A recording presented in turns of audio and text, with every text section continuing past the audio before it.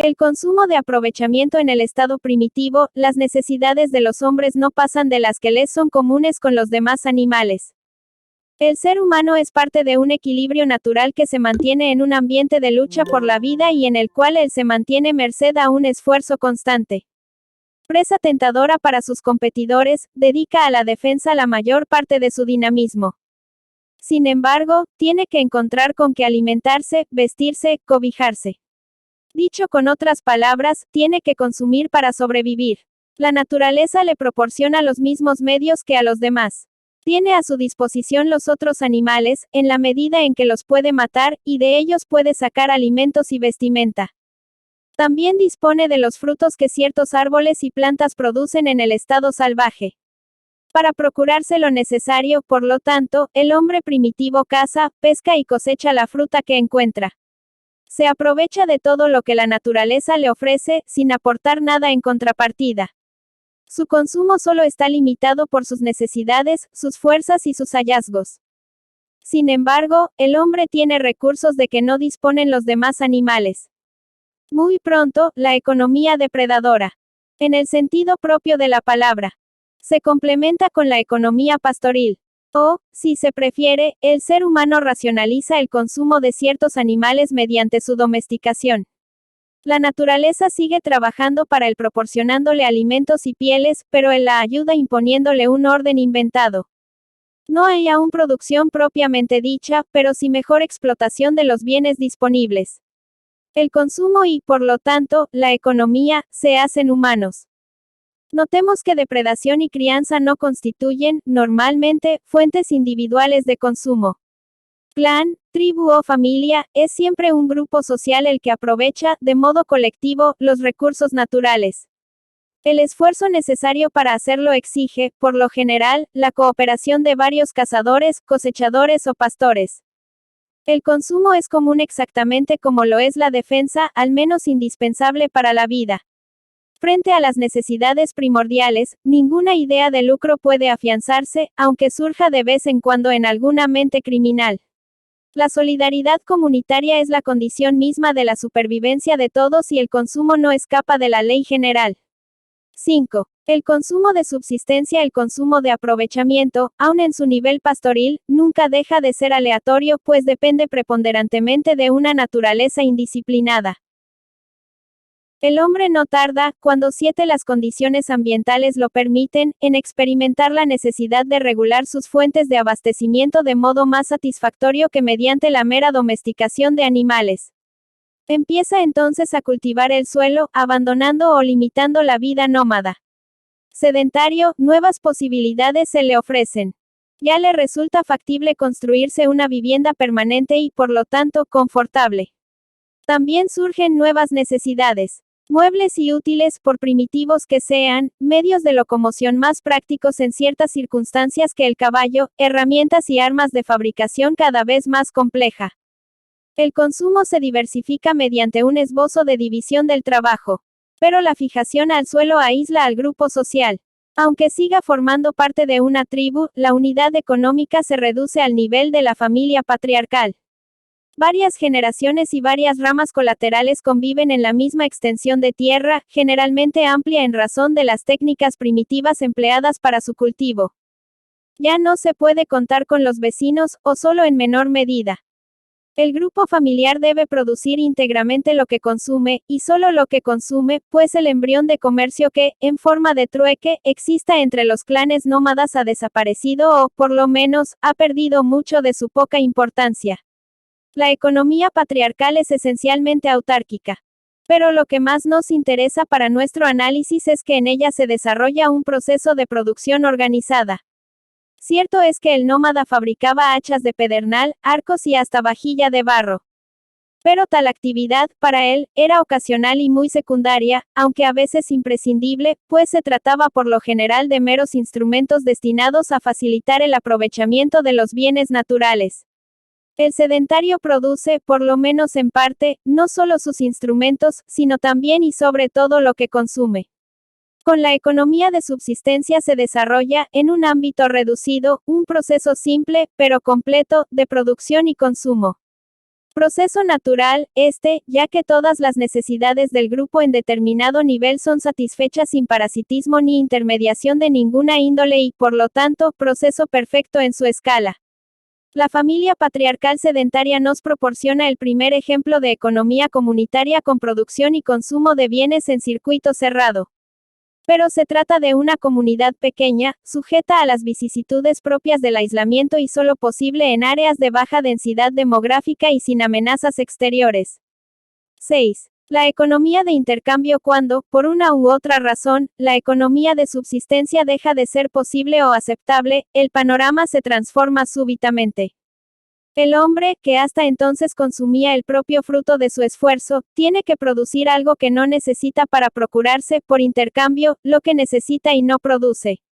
El proceso sigue siendo teóricamente el mismo, ya que los bienes de consumo continúan proviniendo del esfuerzo del consumidor.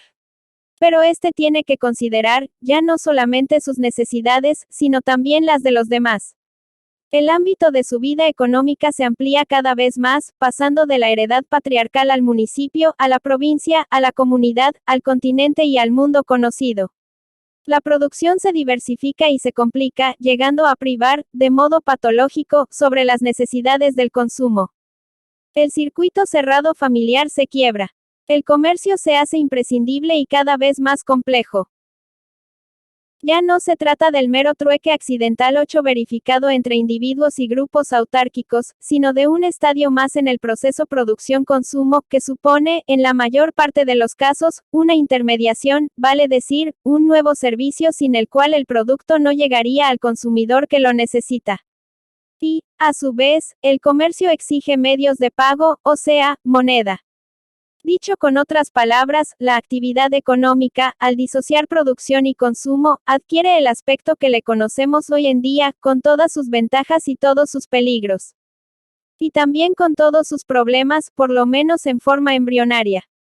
Tanto en el estado salvaje como en el estado patriarcal, producción y consumo se equilibraban automáticamente. Se consumía lo que se necesitaba en la medida en que se lo podía encontrar o producir, y se buscaba o producía todo lo que se necesitaba, en la medida de lo posible, y solo lo que se necesitaba. Satisfactoria o no, la relación entre producción y consumo siempre estaba a la vista. A partir del momento en que el productor trabaja para satisfacer necesidades ajenas y, por otro lado, tiene que conseguir de varios productores, a cambio de su producción, todo lo que necesita, la mediación de las cantidades por producir y de los términos del intercambio exige una regulación que solo en comunidades muy pequeñas puede ser empírica. La economía como ciencia asume entonces plenamente la función que le conocemos y, por lo tanto, su responsabilidad en el desarrollo de la evolución social. 7. La propiedad. Los análisis que anteceden nos permiten resolver un problema cuyos datos falsifican sistemáticamente los economistas liberales y marxistas. El de la propiedad. Pues siendo el consumo derecho natural de todo individuo y ente social, resulta evidente que los bienes indispensables para que el consumo se pueda producir pertenecen legítimamente a quien los necesita. Dicho con otras palabras, todo individuo o ente social tiene, por su misma naturaleza, el derecho de propiedad sobre los bienes de consumo que su existencia y realización exigen, cualquiera sea el origen de tales bienes y dentro de los límites anteriormente definidos. Lo que significa que ningún derecho, por legítimo que sea, es oponible al que surge de la necesidad. Los mismos códigos liberales, o la correspondiente jurisprudencia, no consideran delito el robo impuesto por exigencias vitales, aunque solo lo hacen en escala elemental y con un criterio de igualdad reñido con la naturaleza. Como corolario de la proposición que acabamos de demostrar, se desprende que nadie tiene derecho de propiedad sobre los bienes de consumo que necesita otro individuo o ente social. Cada uno es dueño de lo que produce, pero solo en la medida en que su producción se destina a satisfacer sus necesidades y las de quienes dependen de ella. El jefe de familia no hace ningún don gratuito al proporcionar comida, vestimenta, techo, etc., a sus hijos y otros miembros dependientes del grupo. Cumple meramente con el deber que le impone, por encima de su derecho de productor, la ley natural del consumo.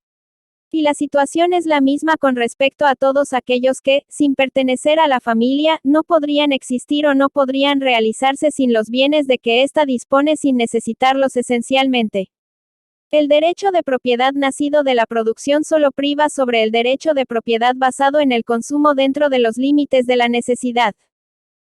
Todo lo que acabamos de decir se aplica, por mera consecuencia lógica, a los bienes utilizados para producir, directa o indirectamente, los bienes de consumo necesarios. El productor tiene derecho de propiedad sobre las herramientas, en el sentido más amplio de la palabra, sin las cuales no podría satisfacer sus exigencias de consumidor. Y, como corolario, nadie tiene derecho de propiedad sobre los medios de producción de otros. Podemos concluir, pues, precisando el sentido de la famosa frase de Proudhon, que la propiedad de los bienes exigidos por el consumo ajeno es el robo, vale decir, una posesión de hecho, ilegítima por violar el primordial derecho de consumo. 10 de febrero. La producción 8. La división del trabajo. El paso de la economía de subsistencia a la economía de intercambio tiene una doble consecuencia. Por un lado, un mayor perfeccionamiento técnico y, en ciertos casos, artístico, pues el individuo puede dedicar todo su tiempo y toda su capacidad a una actividad única en lugar de dispersarse en distintas y múltiples tareas. La división del trabajo, por lo tanto, permite al productor especializarse y, luego, dar lo mejor de sí mismo en el campo de su mayor predisposición.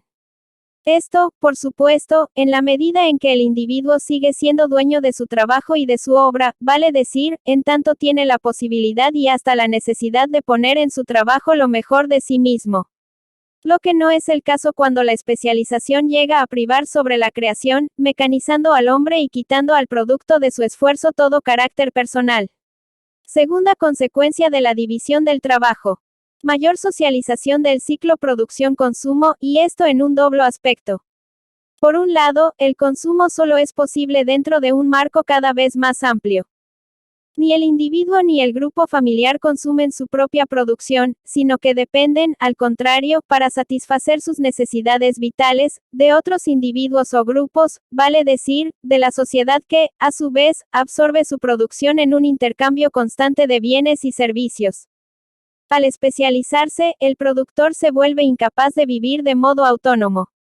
La solidaridad social ya no es para él un lujo ni siquiera la simple expresión de su naturaleza, sino una exigencia básica de la supervivencia diaria. Por otro lado, la división del trabajo fomenta la constitución de equipos de productores abocados a una misma tarea, aunque, a menudo, en distintos grados de capacitación funcional. Y entre productores de un mismo tipo de bienes nace una solidaridad que se basa en una actividad común. De ahí la estructuración orgánica de los productores, al margen de los grupos biosociales de que siguen formando parte.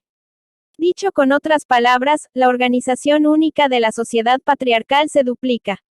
Subsiste la familia como grupo de consumo. Pero surge el taller como grupo de producción.